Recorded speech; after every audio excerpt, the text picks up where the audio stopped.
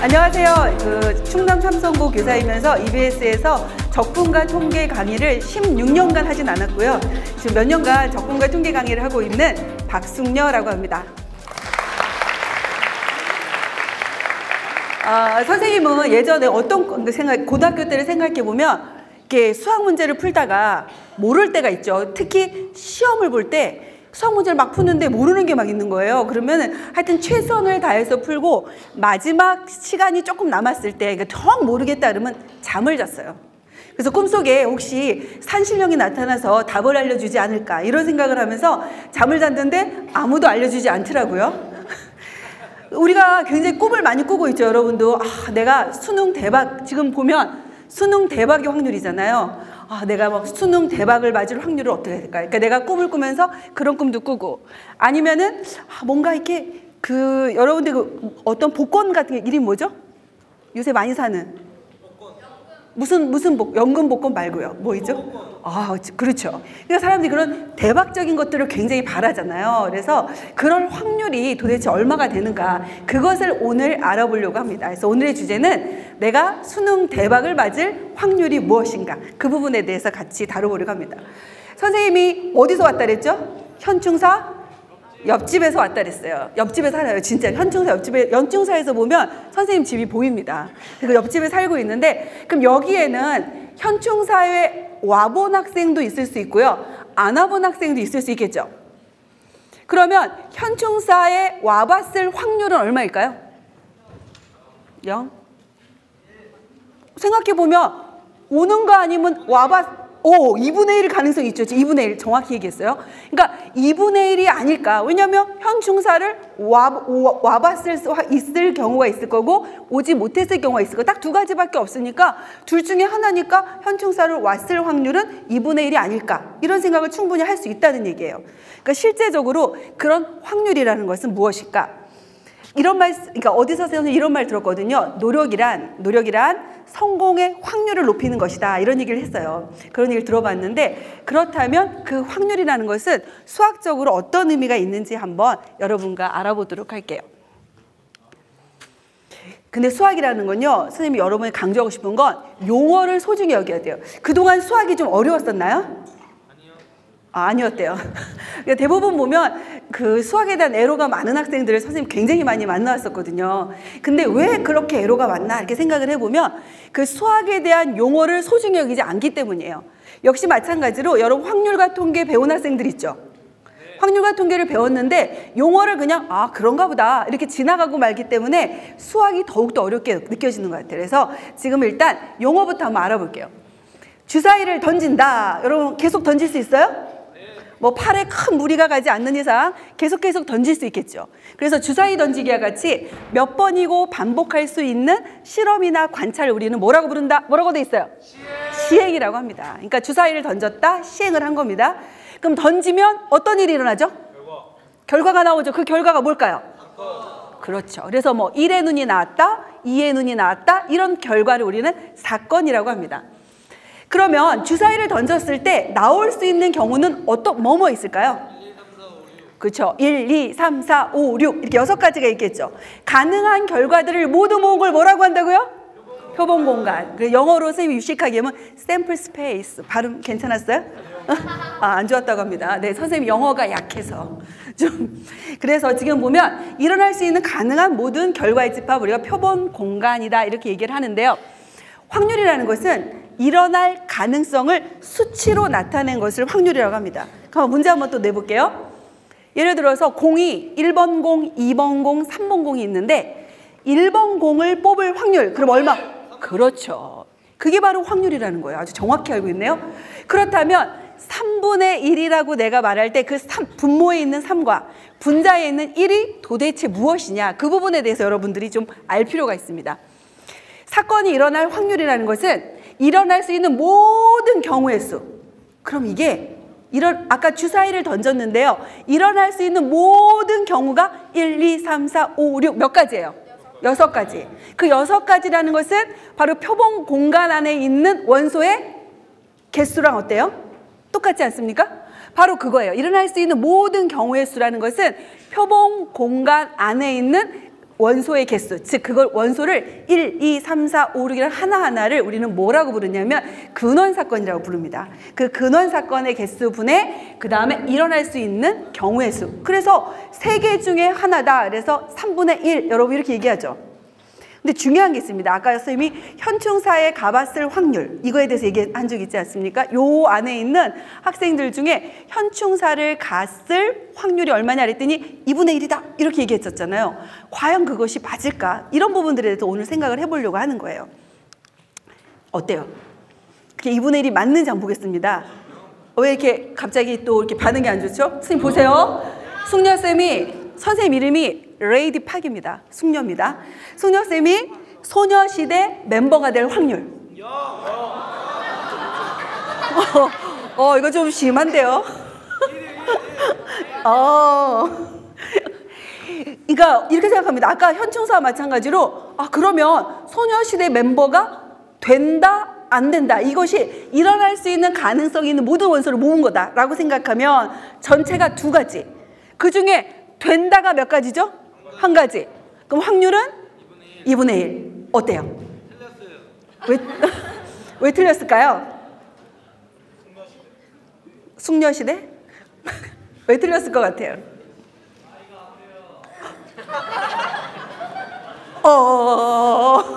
나이가 안 된다. 어머, 이렇게 선생님을 이렇게 2번 죽이는 이런 얘기를 하고 있습니다, 지금. 저거 왜 안 되냐면 저기 써있죠. 뭐라고 했냐면 표본공간 S의 근원 사건들은 일어날 가능성이 똑같아야 돼요. 여러분들 선생님이 소녀시대 멤버가 될 경우와 안 되는 경우에 생각하면 될 경우가 일어날 가능성이 더 높죠. 어딜 보세요. 좀 될 수 있지. 선생님이 교사 여러분들에게 수학을 가르치기 위해서 안 된 것뿐이에요. 사실은 가능성이 엄청 높은 거예요. 근데 가능성이 똑같아야 50대 50 반반이어야 그것이 수학적으로 확률을 구할 때 의미가 있다는 겁니다. 그래서 여러분들 아까 현충사이기도 했지만요. 사실 2분의 1이라고 하면 될까 안 될까요? 안 되는 거예요. 우리 전체를 봤을 때 딱 반반이라고 보장할 수가 없는 거잖아요. 그래서 여러분들이 수학적 확률을 구할 때는 주의할 것이 뭐냐면 표본공간 안에 있는 각각의 원소들, 즉 근원사건들은 일어날 가능성이 전부 어때야 된다? 같아야 한다. 그렇죠. 그 부분에 대해서 여러분들이 반드시 짚고 넘어가야 됩니다. 막 수학적 시기나 저건 뭐냐 이제 막 이런 생각이 드는데요. 여러분 그 로또라는 게 있잖아요. 요즘 많이 하잖아요. 우리가 이제 일확천금 한꺼번에 막 확 해서 정말 내가 인생 역전을 해야겠다 이렇게 생각해서 로또라는 복권을 많이 사게 되는데요. 그럼 로또에는 몇 번부터 몇 번까지 숫자가 있는지 알아요? 맞아요.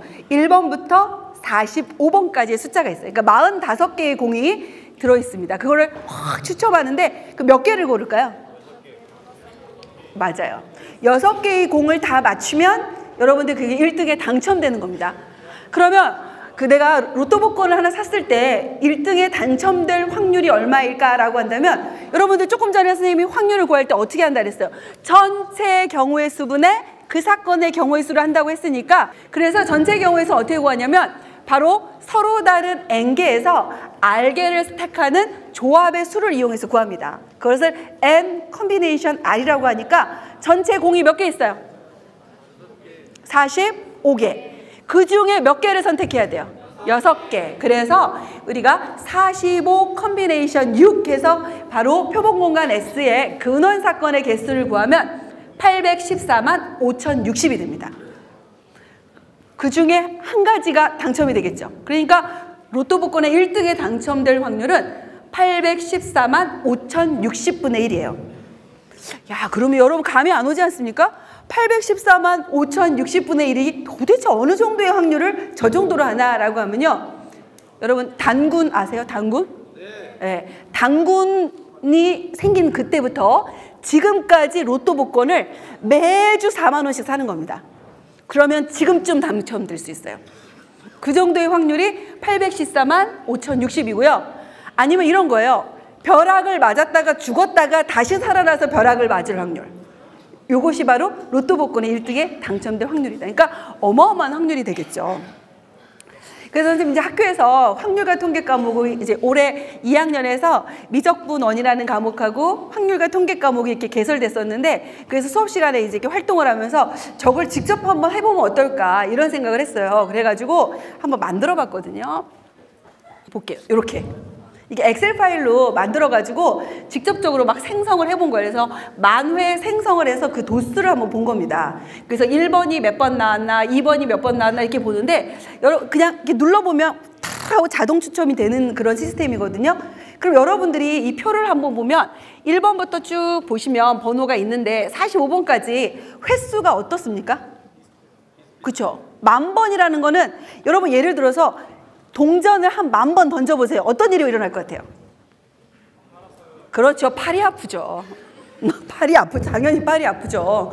그러니까 우리가 이런 것들이 있습니다. 확률은 크게 두 가지로 생각해 본다면 수학적 확률과 통계적 확률이에요. 아까처럼 동전을 던졌을 때 앞면이 나올 확률, 그럼 얼마?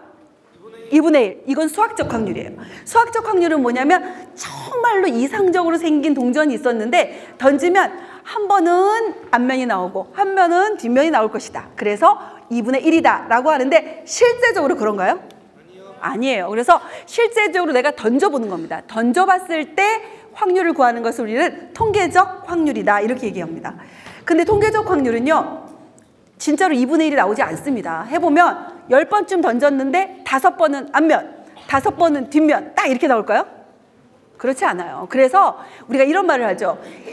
시행의 횟수를 충분히 크게 한다 이런 말이 있어요. 그러면 시행의 횟수를 충분히 크게 한다는 게 무슨 뜻일 것 같아요? 수학적 확률에 가까워진다. 공부를 많이 한 것 같아요. 네. 그러니까 지금 정확히 얘기했는데 시행의 횟수를 충분히 크게 한다는 얘기는 아까 10,000번쯤 던지면 뭐가 아프다 그랬어요?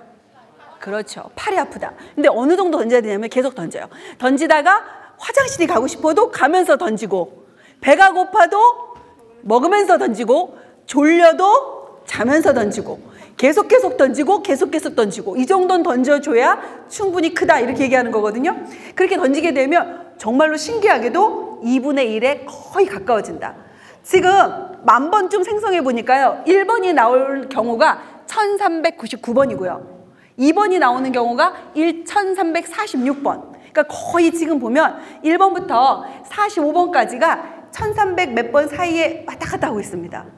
그러니까 그것은 실제적으로 우리가 시행의 수를 충분히 크게 하면 수학적 확률과 통계적 확률은 거의 같아지게 된다라는 것을 실험적으로 한번 학생들과 함께 해봤습니다. 이게 수업 시간에 하는 모습이에요. 그래서 진짜 수업 시간에 저 파일을, 엑셀 파일을 띄워놓고 해봤고요. 근데 이제 45개의 숫자를 가지고 하니까 안 나오잖아요. 그래서 우리는 어떻게 했냐면 10개의 숫자를 가지고 했어요. 1번부터 10번까지. 10개에서 2개 맞히는 걸 했거든요. 그럼 10개에서 2개 맞히는 건 전체 경우가 몇 가지 나올까요? 10 컨비네이션 2. 몇일까? 45개. 이따 나중에 선생님 두 학생은 꼭 45개예요. 그러면 45분의 1이 맞출 확률이 아닙니까? 그럼 45분의 1은 약 100분의 얼마 정도일까요? 100분의, 그러니까 지금 45분의 1 정도 되면 50분의 1이라고 생각하면 2배 하면 100분의 2 정도 되잖아요.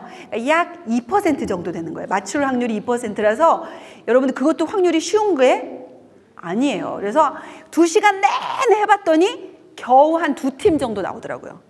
우리가 이걸 실험적으로 했을 때 10개의 숫자를 가지고 2개의 숫자를 맞히는 그걸 실험적으로 했고, 또 막 우리가 투자 뭐 이런 것도 하고 이렇게 해서 2시간 동안 활동을 해봤더니 학생들이 굉장히 즐거워하더라고요. 그래서 이렇게 실제로 해보면 굉장히 그 확률이라는 것은 쉬운 확률이 아니다라는 거예요.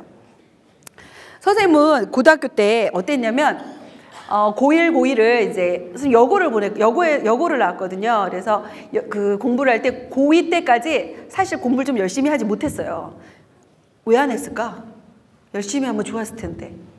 그냥 뭐 다른 일을 한 것도 아닌데 그냥 공부를 안 했던 것 같아요. 그러다가 이제 고3이 되어서 이제 담임 선생님이랑 이제 상담을 하잖아요. 1번부터 쭉 상담을 하는데 선생님께서 그런 말씀을 하시더라고요. 승려야, 너 대학 갈 거니? 그래요.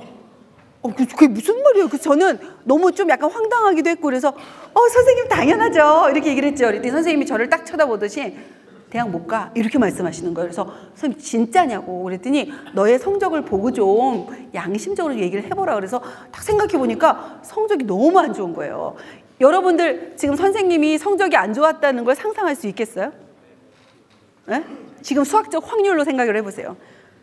지금 선생님이 EBS에서 수학을 가르치고 그 다음에 보니까 얼굴도 보니까 공부도 잘하게 생겼는데 공부를 못했을 거라고 그렇게 확률적으로 생각해도 아닐 것 같다 이렇게 생각하는데 진짜로 공부를 못했었습니다. 근데 담임 선생님의 그 말을 듣고요. 그날부터 어떻게 됐냐면 진짜로 열심히 했어요. 근데 여러분 열심히 한다는 거는 어떤 정도냐면 옆 사람이 나를 불러도 숙녀야 밥 먹으러 가자 이렇게 불러도요. 들리지가 않으면 귀가 먹었나 봐요. 안 들려요. 그러니까 공부에 집중을 하다 보니까 누가 불러도 모를 정도로 그렇게 집중해서 공부를 했거든요. 그렇게 공부한 결과 어마어마하게 성적이 올랐습니다. 근데 여러분이 이렇게 말로 하면 잘 못 알아듣겠지만 뭐 예를 들어서 그 정도 올랐을 것 같아요. 제가 고3 초기에 지금 만약에 9등급제 1등급부터 9등급이 있다라고 생각하면 선생님 생각에는 선생님이 한 7, 8등급은 했을 것 같아요. 지금 얘기하니까 믿을 수 없다는 반응이에요. 진짜로. 제가 공개도 하고 싶지만 차마 못하는 거예요. 그랬는데 열심히 공부한 결과 진짜로 여름방학을 지나면서 딱 조금씩 성적이 오르더니 치고 올라왔거든요. 그래서 여름방학을 지난 시점에서는 한 3등급 정도로 올랐어요. 그러니까 대학을 갔겠어요? 못 갔겠어요? 갔어요. 그러니까 역시 그 노력을 해야 된다라는 생각이 정말 많이 들더라고요. 그래서 고3 때 선생님이 굉장히 열심히 해서 성공한 경험이 있는 거잖아요. 그러다 보니까 대학을 가고 나서도 뭔가 결정적으로 노력해야 될 시기가 오면 그런 성공한 그 경험을 가지고 노력을 하다 보니까 또 그 다음 것을 얻고 그 다음 것을 얻고 이렇게 해서 뭔가 좀 계속적으로 발전적인 그런 사람이 되더라고요. 그러니까 여러분도 굉장히 고등학교 시기가 중요한 시기입니다. 우리가 아까 수능 대박의 확률을 올려야 되는 그런 아주 중요한 시기. 한 번에 그런 확률을 올리게 된다면 여러분은 앞으로 남은 인생을 사는데도 굉장히 많은 행운의 확률을 올려줄 수 있는 그런 중요한 시기가 되는 거예요. 그러니까 노력할 수 있는 그런 시간이 되었으면 좋겠어요. 그러면 여러분 지금 방금 전에 이제 그 쭉 표를 보니까 1부터 45까지 그 공을 어때요? 거의 비슷하게 나오잖아요.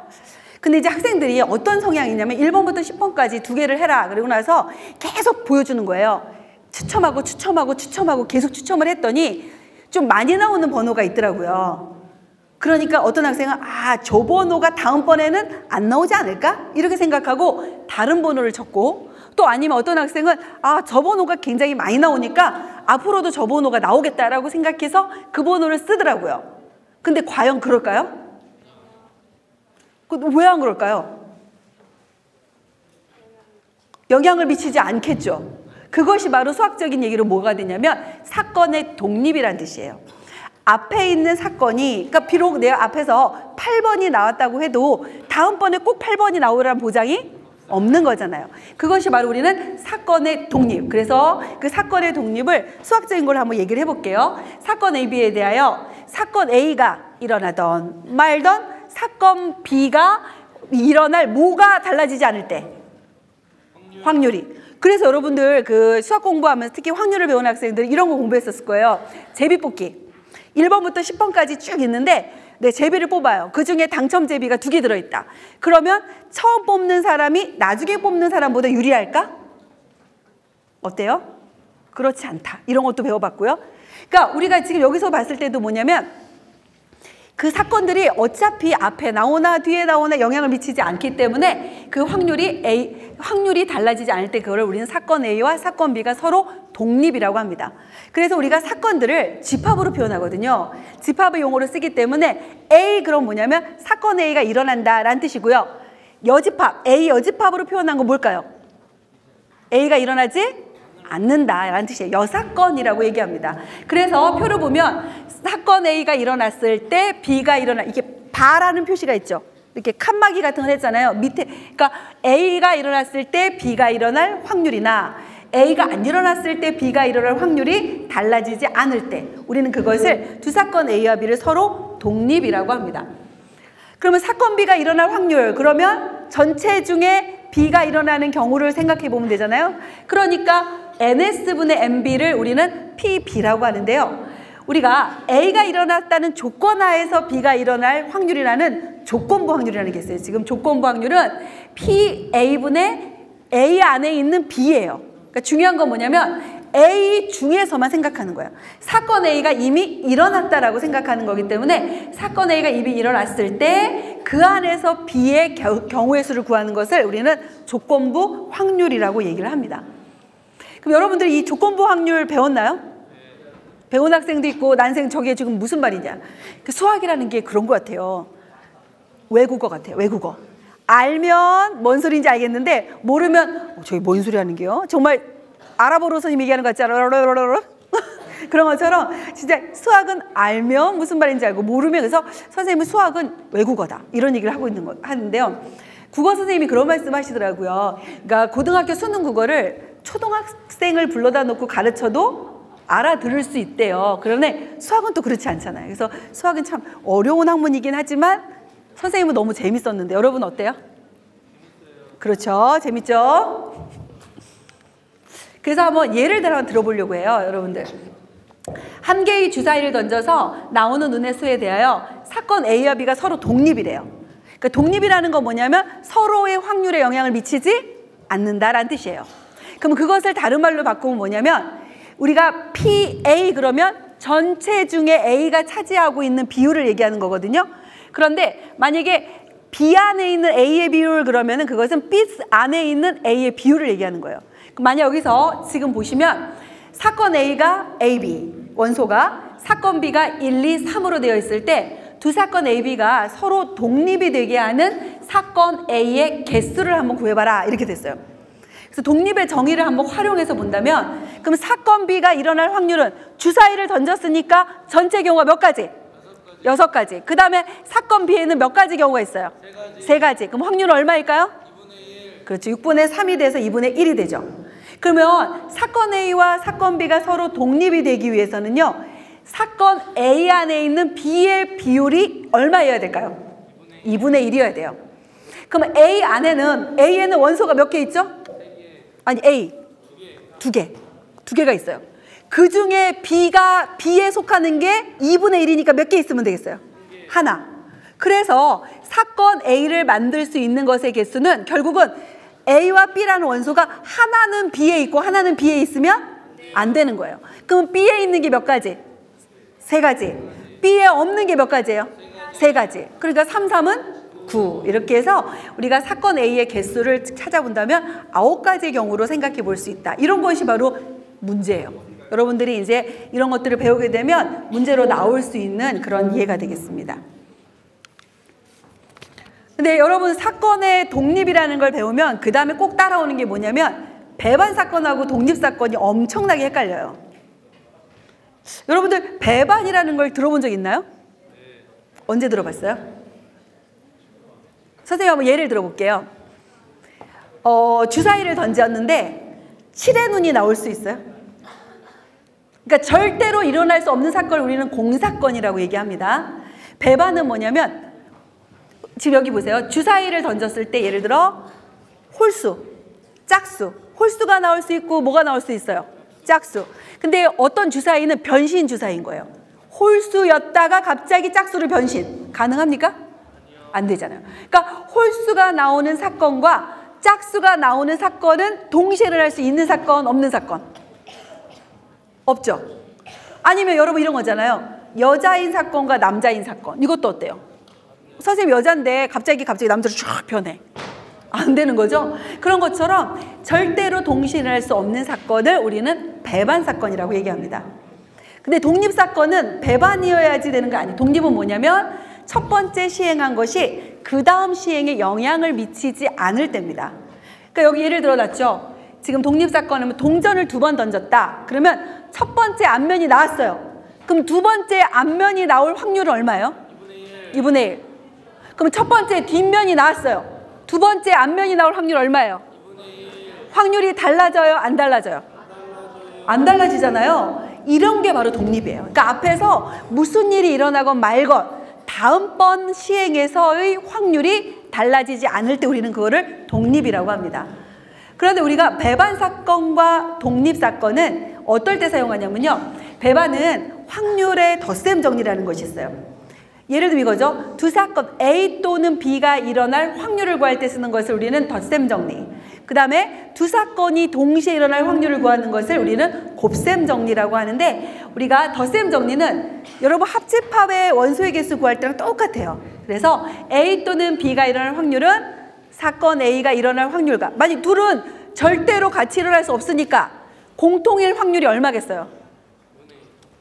절대로 같이 홀수가 일어날 확률과 홀수가 나오는 사건과 짝수가 나오는 사건 동시에 일어날 수 없다. 그럼 두 사건이 동시에 일어날 확률은 얼마일까요? 0이 됩니다. 그래서 우리가 A 또는 B가 일어날 확률을 구할 때, 만약에 두 사건이 배반 사건이라면 각각의 확률을 그냥 어떻게 하면 된다? 더하면 된다. 이렇게 되는 거고요. 그 다음 확률의 곱셈 정리 같은 경우는 두 사건이 잇따라 일어납니다. 잇따라 일어난다 라고 했을 때 그 잇따라 일어날 확률은 각각의 확률의 곱과 같다. 이렇게 해서 확률의 덧셈 정리와 확률의 곱셈 정리는 배반과 독립에 의해서 따로따로 쓰이고 있습니다. 그러니까 배반 사건이 나올 때는 덧셈 정리, 그 다음 독립 사건이 나올 때는 곱셈 정리에 사용하는 거지, 여러분이 배반과 독립을 혼동하면 안 되는 거예요. 그래서 그 수업을 하다 보면은 배반과 독립을 굉장히 혼동을 많이 하더라고요. 그래서 여러분들이 이런 부분들은 잘 정리해 두셔야 됩니다. 여기 나와 있죠. 지금 독립까지 갔는데, 그럼 독립이라는 용어가 들어간 건 또 무엇이 있을까? 여기 있네요. 뭘까요? 여러분 뭐라고 돼 있어요? 그잖아요. 독립시행. 맞아요. 독립시행은 이런 겁니다. 아까 동전 10번 던졌어요. 각각의 시행이 서로에게 영향을 줘야 안 줘요? 안 줘요. 왜냐면 내가 동전 던졌는데 앞면 나왔는데, 앞면 나왔다 보니까 그 다음 던질 때 나 앞면 나왔으니까 너 뒤집어 막 이래요? 안 그러잖아요. 그래서 어떤 시행을 여러 번 반복할 때 매번 일어나는 사건이 서로 모두 독립이다. 그러니까 서로의 확률에 영향을 주지 않을 때 우리는 그 시행을 독립시행이라고 합니다. 그러니까 동전을 던지거나 뭐 주사위를 던지거나, 우리가 아니면 시험 문제를 푸는 것도 마찬가지죠. 근데 실제적으로 뭐 심리적인 게 좀 있을 수 있겠지만 1번 문제를 맞췄어요. 그럼 2번 문제는 틀리는 겁니까? 아니요. 그거 아니잖아요. 이런 것들이 모두 해서 문제 풀기, 이런 것들도 모두 독립시행에 해당합니다. 그래서 여러분들이 그런 독립시행을 할 때, 그럼 독립시행 다음에 또 뭐 확률에서 배운 게 뭐 있어요? 여러분 독립시행이 들어간 확률 배운 거 없어요? 주사위 던지기. 용어로 독립시행의 뭘 것 같아요? 독립시행이 들어간 확률. 선생님 보여줄게요. 독립시행의 확률이에요. 그래서 독립시행의 확률을 배웠습니다. 그래서 독립시행의 확률은 뭐냐면, 우리가 확률을 좀 쉽게 구하려고 하면 동전을 5번 던졌어요. 앞면이 3번 나올 확률, 이런 거 구할 때 쓰는 것이 바로 독립시행의 확률입니다. 그래서 여러분들 보시면 1회의 시행에서 사건 A가 일어날 확률을 P, 사건 A가 일어나지 않을 확률은 Q. 이게 뭐냐면, 여러분 주사위를 던진다, 동전을 던진다 할 때, 예를 들면 동전을 던지면 앞면 나오는 거 아니면 무슨 면 나와요? 뒷면. 주사위를 던졌을 때 1의 눈이 나오는 거 아니면 안 나오는 거잖아요. 딱 두 가지예요. 나오는 거, 안 나오는 거. 이렇게 됐을 때 사건 A가 일어나는 거, 안 일어나는 거. 이렇게 됐을 때 이 시행을 독립적으로 n번 반복할 때 사건 A가 R번 나올 확률을 구할 때 쓰는 것이 바로 독립시행의 확률입니다. 이건 역시 여러분들이 조합을 이용해서 하게 됩니다. 그래서 그 확률은 만약에 R번 나온다 그러면 N 컴비네이션 R, P의 R제곱, Q의 N-R제곱, 이렇게 해서 여러분들이 독립시행의 확률을 구하게 되는데요. 한번 직접 구해볼게요. 3개의 동전을 동시에 던졌습니다. 그럼 동전 몇 번 던진 거랑 똑같아요? 3번. 그럼 독립시행 몇 번 했어요? 3번 한 겁니다. 앞면이 나오는 동전이 1개 이하인 사건. 여러분 3번 던졌는데요. 앞면이 나오는 동전이 1개 이하라는 건 무슨 뜻일까요? 1번 또는 0번. 맞아요. 그래서 앞면이 1번이 나오거나 0번이 나오는 겁니다. 그럼 여기서 잠깐. 앞면이 1번이 나오거나 1번이 나오는 사건과 앞면이 0번 나오는 사건은 무슨 사건일 것 같아요? 동시에를 할 수 있어요? 그렇죠. 1번 나왔으면 끝난 거잖아요. 0번 나올 수 없죠. 그런 사건을 아까 무슨 반 사건이라고 했죠, 선생님이? 배반 사건. 맞아요. 그래서 앞면이 0번 나오는 사건과 앞면이 한 번 나오는 사건은 배반 사건입니다. 그럼 배반 사건일 때는 확률을 어떻게 구하느냐? 각각 구해서 어떻게 해주면 돼요?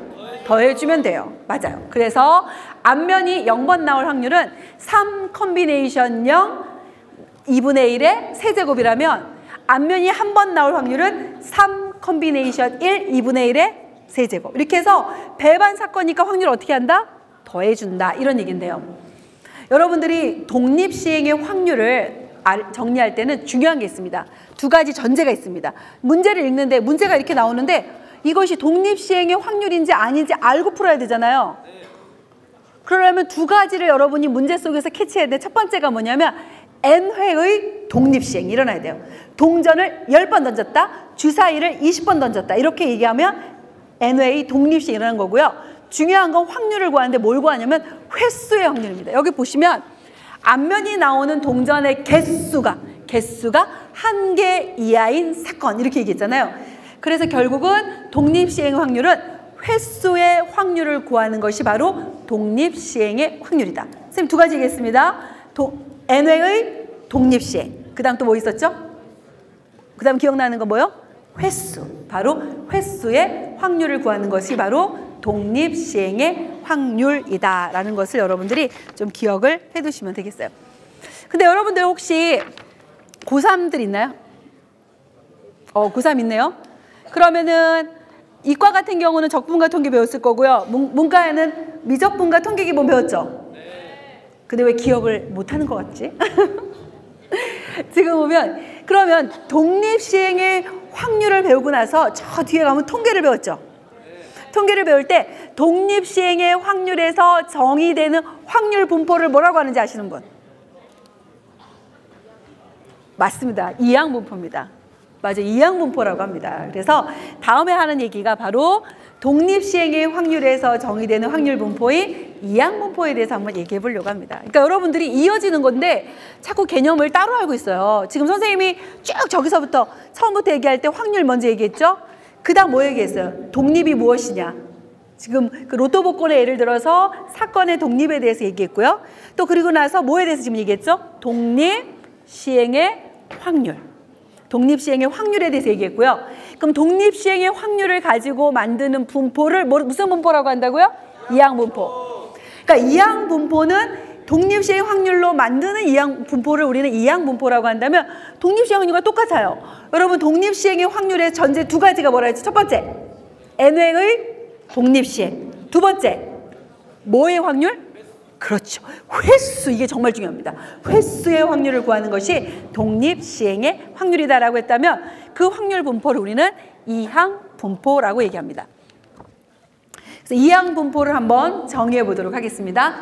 매회 시행에서 사건 A가 일어날 확률을 P라고 하고 n번의 독립시행 똑같죠?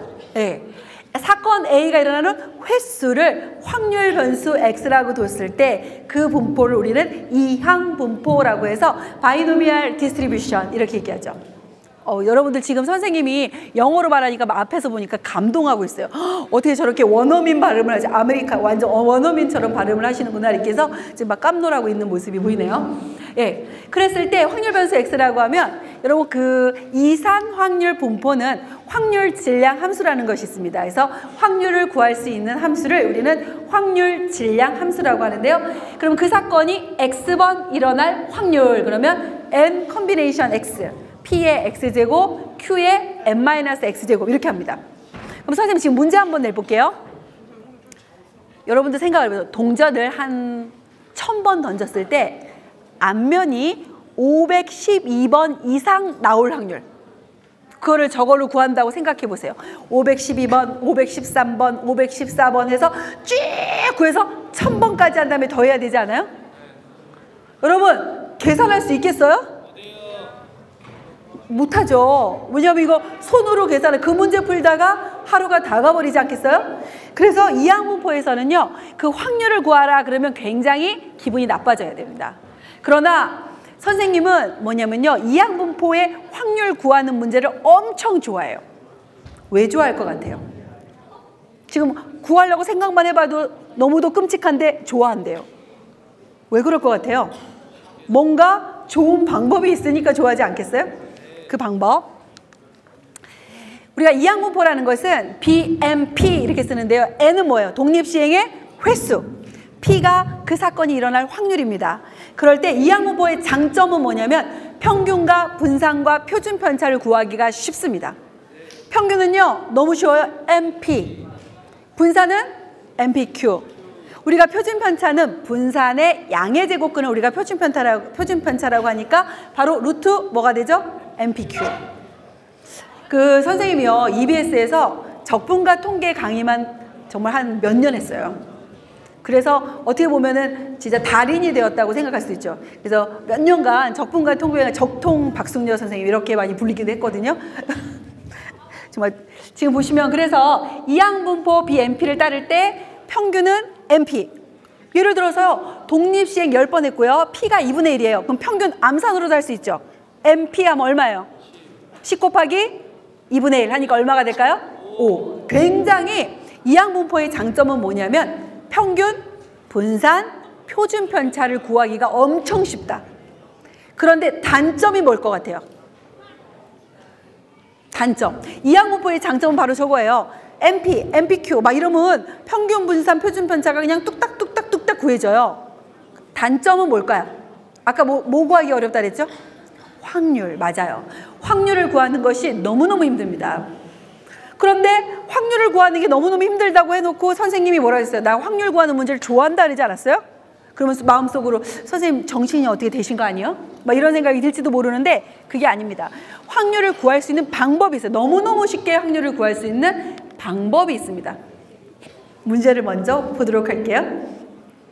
확률 변수 x가 이항분포를 따르고 n이 충분히 클 때 우리가 보면 n이 충분히 크다는 얘기는 독립시행의 횟수가 충분히 크다. 아까 선생님 이랬죠. 그 충분히 크다는 어느 정도냐면 아까 뭐라 그랬어요? 계속 던져. 밥 먹으면서도 던지고 화장실 가면서도 던지고 자면서도 던지고 다음날 일어나서 또 던지고 그러다 보면은 팔이 너무너무 아파서 발로 던지고 막 이 정도는 돼야 횟수가 충분히 크다라고 하는 겁니다. 그 정도 크게 하면 x는 근사적으로 정규분포를 따른다고 돼 있습니다. 그러니까 이항분포에서 확률을 구하라 딱 이렇게 문제가 나면 여러분은 딱 어떻게 하냐면 장점만을 가져가야 돼요. 정규분포의 장점은 확률을 구하기가 쉽습니다. 왜 쉬울 것 같아요? 책 뒤에 다 있어요. 확률이 다 있어 표로. 그래서 표준 정규 분포표라는 표가 여러분들 교과서 뒤에 보면 쫙 있기 때문에 그 표만 보면 확률이 막 나와요. 그러니까 이항분포의 장점은 뭐와 뭐를 구하기 쉽다? 평균과 분산. 그리고 정규 분포의 장점은 뭘 구하기 쉽다? 확률. 그러니까 여러분 이랬다 저랬다 하면 돼요. 이항분포에서 확률을 구하라라는 문제가 딱 나오면요.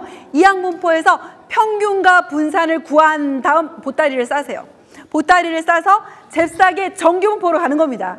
그래서 N, 노멀 디스트리뷰션 이렇게 해서 N, 여기 MP가 뭐죠? 평균. MPQ가 뭐예요? 분산. 정규분포로 만드는 거예요. 예를 한번 들어볼게요. 동전을 100번 던졌어요. 저 정도면 사실 여러분 동전 100번 던져보면 팔 아플까요? 안 아플까요? 안 아파요? 오, 무쇠팔. 웬만하면 팔이 좀 아픕니다. 그러니까 팔이 이 정도 아프다 그러면 많이 던진 거예요. 그러니까 독립시행을 100번 한 거예요. 동전을 100번 던졌다. 그 얘기는 독립시행을 100번 했다 이런 얘기고요. 앞면이 횟수잖아요. 횟수에 대한 확률이니까 결국 독립시행의 확률이고 그것을 확률분포로 만들면 무슨 분포다? 이항분포다. 이항분포가 되니까 평균 구해보면 MP 하니까 N이 100. 그 다음에 앞면이 나올 확률이 얼마예요? 2분의 1. 곱하니까 평균 얼마 나옵니까? 50. 분산은 MPQ입니다. P가 앞면이 나올 확률 2분의 1이라면 Q는 뭐죠? 뒷면이 나올 확률이죠. 얼마예요? 2분의 1. 곱했더니 25가 나오니까 분산은 25고 표준 편차는 얼마가 된다? 5가 된다. 이렇게 돼서 여러분들이 평균이 50이고 표준 편차가 5가 되는 정규분포로 옮겨가면 돼요. 정규분포다라고 생각해도 돼요. 근데 사실상 이런 것들에는 오차가 있을 수 있지 않겠습니까? 그럼 오차는 어떻게 해결하느냐라고 생각하면요. 여러분들이 아까 얘기했잖아요. 동전을 100번 던졌는데 앞면이 40회 이상 55회 이하 나올 확률을 구하라면 그거를 여러분들이 막 구한다고 생각해 보세요. 고통스럽지 않겠어요? 여러분의 그 고통보다는 오차가 낫다 이런 얘기입니다. 그래서 수학적으로 학생들의 어려움을 덜어준 겁니다. 그래서 여러분들 괜찮다. 이 정도의 오차는 괜찮다. 이렇게 돼서 정규 분포로 근사한 다음 정규 분포는요. 중요한 게 뭐냐면 표준화입니다. 여러분들 수능 시험 보면요. 점수가 나오는데 무슨 점수로 나오죠? 표준 점수. 바로 저게 표준 점수를 나타내는 방법이에요. 자신의 원점수에서 전체 평균을 빼고 표준 편차로 나누게 됩니다. 그렇게 해서 우리가 표준화를 해서 우리가 저 옆에 보면은 표가 있죠. 저 표를 봐서 확률을 구하게 된다라는 겁니다. 그래서 여러분들 문제를 좀 풀어보고요. 아, 이런 것들이 있겠구나 이렇게 생각하시면 되겠어요. 이런 말이 있더라고요. 여러분들 노력이라는 것은 시간과 집중의 함수다. 선생님이 아까 선생님 예를 들었잖아요. 여러분들이 정말 믿어지지 않겠지만 선생님 정말 인간 승리. 선생님이 고등학교 때 저희 반이 60명이었어요. 그러니까 지금은 35명이 한 학급이잖아요. 그게 한 선생님이 교사가 된 지 다음 해인가 그때 35명으로 학급이 50명에서 확 줄었어요. 근데 선생님 때는 60명이었어요. 그리고 선생님 여고를 다녔는데 하여튼 한 반에 60명이 있었고 거기서 선생님이 굉장히 성적이 좋지 않은 이과 여학생이었죠. 근데 그런 면도 있었어요. 왜 성적이 더 떨어졌냐면 그 여고 같은 경우는 이과가 공부를 좀 잘했어요. 학생들이. 그러다 보니까 조금만 안 해도 막 뚝뚝뚝 떨어지더라고요. 성적이요. 그래서 어느 날 뚝뚝뚝 떨어지다가 보니까 선생님이 바닥을 긁고 있더라고요. 뻑뻑. 이렇게 긁고 있어서 정말 깜짝 놀라서 그때부터 열심히 공부한 결과 근데 진짜로 그렇습니다. 시간과 집중의 함수라고 했는데 첫 번째는 제가 선생님이 성공 사례가 그렇게 해서 대학을 내가 원하는 수학과를 가게 되었는데 그것은 시간을 많이 투자했어요. 시간을 정말로 많이 투자했어요. 왜냐하면 거의 밥 먹고 자는 시간을 제외하고는 계속 공부를 하고 있었고요. 두 번째는 옆에 와서 친구가 숙녀야 밥 먹으러 가자라고 불러도 안 들려요. 그래서 내가 독서실에서나 도서관에서 공부하고 있으면 옆에 하고 친구가 그랬어요. 숙녀야 밥 먹으러 가자. 내가 아무 반응이 없는 거예요. 그러니까 숙녀야 또 없는 거예요. 그러니까 그 다음 어떻게 하냐면 머리를 그래갖고 앞에다 탁 찌는 거예요. 책상 머리맡에다. 그러면 그러면 야 너 책 속으로 들어가 이런 얘기를 했었어요. 친구들이. 그래서 책 속으로 들어간 결과 이렇게 됐다는 거죠. 지금 그래서 그런 시간도 많이 투자하고 왜냐면 꼼짝도 안 하고 공부만 했고요. 두 번째는 집중을 했기 때문에 무언가 얻어질 수 있었다라는 거고요. 또 한 가지는 선생님이 그잖아요.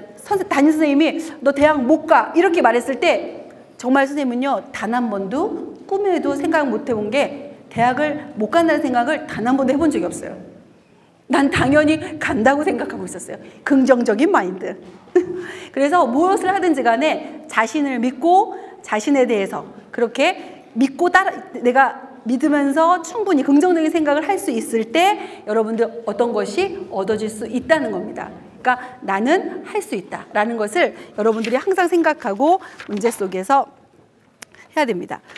그러면 여러분들이 생각했을 때 선생님이 이제 고3 때 그렇게 막 열심히 공부했다 그랬잖아요. 그러고 나서 대학에 갔고 또 대학에 가서 그 다음에 어떻게 했냐면 대학원을 가려고 준비를 하는데 어려웠던 게 영어였어요. 선생님이 영어를 되게 어려워했거든요. 그렇지만 그때도 역시 마찬가지로 고등학교 3학년 때 공부했던 경험을 되살려가지고 또 열심히 한 결과 대학원도 합격하고 졸업하고 또한 교사가 되겠다 생각하고 역시 많은 도전을 했습니다.